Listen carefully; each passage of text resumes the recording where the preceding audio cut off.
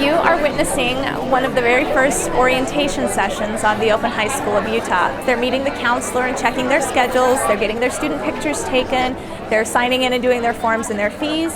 We've walked them through how to sign into their classes so that next Monday they'll open up those computers and have everything that they need to be able to be successful students at the Open High School of Utah.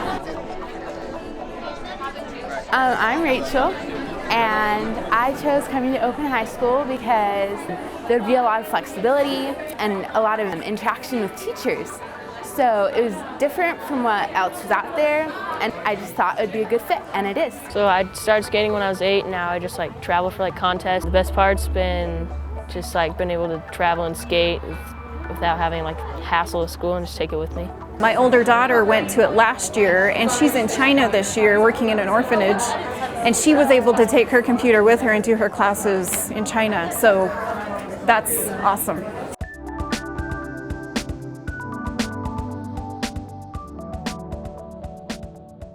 The Open High School first crept into my mind during a conversation with a doctoral student of mine who was involved in the charter movement in Utah.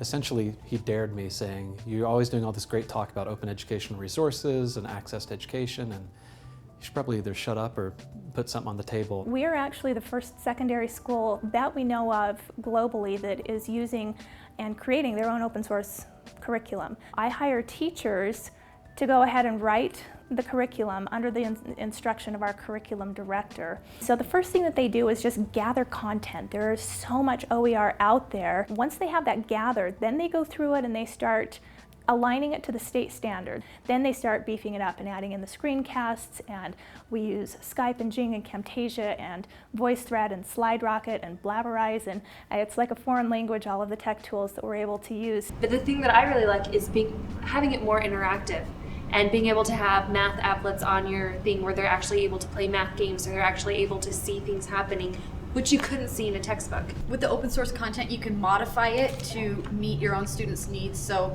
when I found some stuff, I tried it in my class, it didn't work, threw it out, tried something else that I found, and it worked.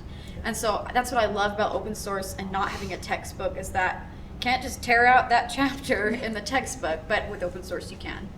Now, one of the first things a teacher will go to look at things is obviously her gradebook. In a gradebook, you can actually go to individual assignments, and so I'm going to take a look at this test right here. And we cannot just look at grades, but we can look at scores on individual questions. And then I can take a look at all these different items over here to give me more information to try to decide, was it a valid question? Do I need to examine the content that the students learn the question from? Do I need to look at the question and rewrite it?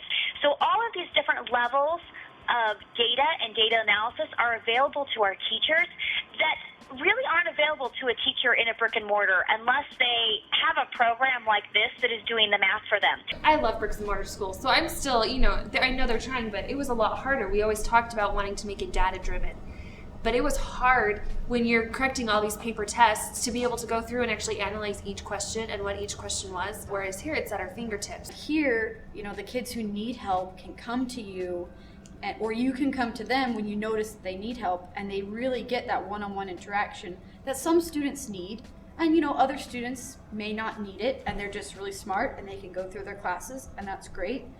The kids who really need it get it, and they get a lot more of it at Open High School. There are 250 this year, 9th and 10th graders. Trying to open up an entire curriculum in one fell swoop would be very difficult. So we did 9th grade last year, 10th grade this year, and then we build the curriculum during the school year for the next year to be rolled out. So next year, actually, we're far enough ahead with our curriculum building that we'll be adding 11th and 12th grades next year. There's no reason that this model can't be replicated other places.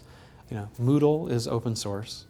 Our curriculum is Creative Commons licensed, and we're releasing it each year, both in a browsable way, but also as Moodle packages that you can grab and stick straight into your Moodle. So before August is over this year, all of our 9th grade curriculum will be available for people to download and use. Success, and what it should be for public education across this nation, needs to be that we have prepared our students to succeed in a 21st century global economy. Even talking with businessmen in the technology sector who get technology, they know it's coming, that it should be in education, and we'll still hear things like but I'm still concerned about socialization. I don't see how somebody could be in an online school full-time and have socialization. There's a lot of socialization, it just looks different. In fact, it looks a lot like what our kids are involved in outside of the classroom. Those are the tools that they use. They're already prepared to utilize them to their fullest. They know how to collaborate online. Online education is not just a fad. These tools that we're using are the exact same that people are using in the workforce. Our workforce is becoming very mobile, it's becoming very flexible, and this is the direction that education is going to be going, and I'm so excited to be a part of Open High School where we can be on the cutting edge of bringing this into the K-12 market. Because it's online, because of our teaching model, because of all of these great things, we're able to produce a fabulous open educational resource curriculum. I can't imagine going back to copyrighted material after using open source.